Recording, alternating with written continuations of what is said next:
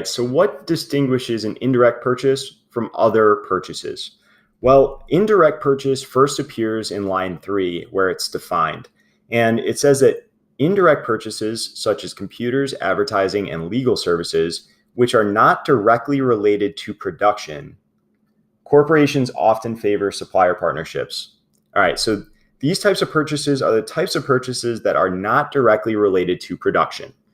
And we know that going through the rest of the passage, there's a lot of information about working with the different distributors or suppliers and situations in which we may have to choose a supplier partnership versus competitive scrutiny.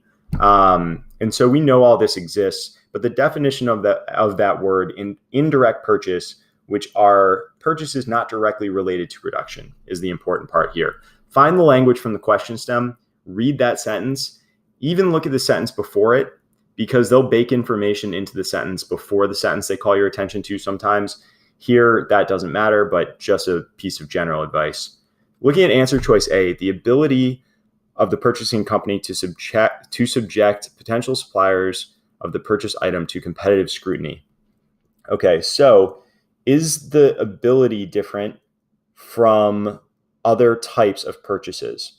Well, I'm not sure about it. I think it's a decent answer because I know that there is a difference in their ability or like the types of relationships they'll end up choosing oftentimes. So I would definitely hold this. I don't think it's the worst thing in the world off the bat. Answer choice B, the number of suppliers of the purchased item available to the purchasing. They're trying to bring in the number again. They did this in another answer or question with a different answer choice, and it's just never discussed how many of these suppliers exist. So that is like a trap answer. It's a dumb trap answer. Avoid it at all costs. C, the methods of negotiation that are available to the purchasing company. This sounds a little bit like A, but we're talking about the methods instead of the ability. But both of them are talking about basically like negotiation with the supplier. And so answer choice C, the methods of negotiation.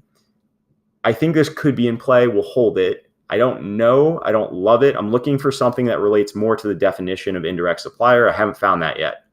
Answer choice D, the relationship of the purchased item to the purchasing company's end product. Yes, this is way better than A or C because it directly relates to the definition they gave us after they called out that language, indirect purchases, where they said they are purchases which are not directly related in line 5 to production, corporate to production. They are not directly related to production, which means they're not directly related to the end product.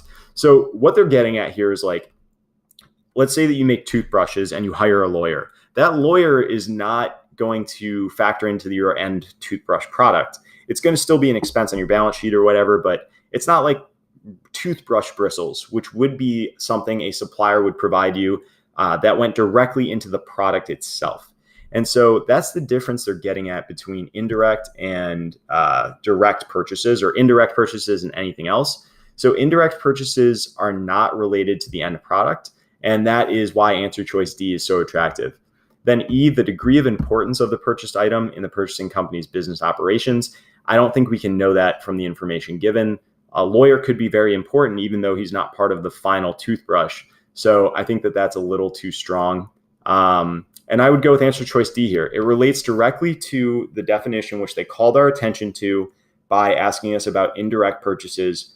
And they call our attention to it by putting quotation marks around the word indirect in line 3.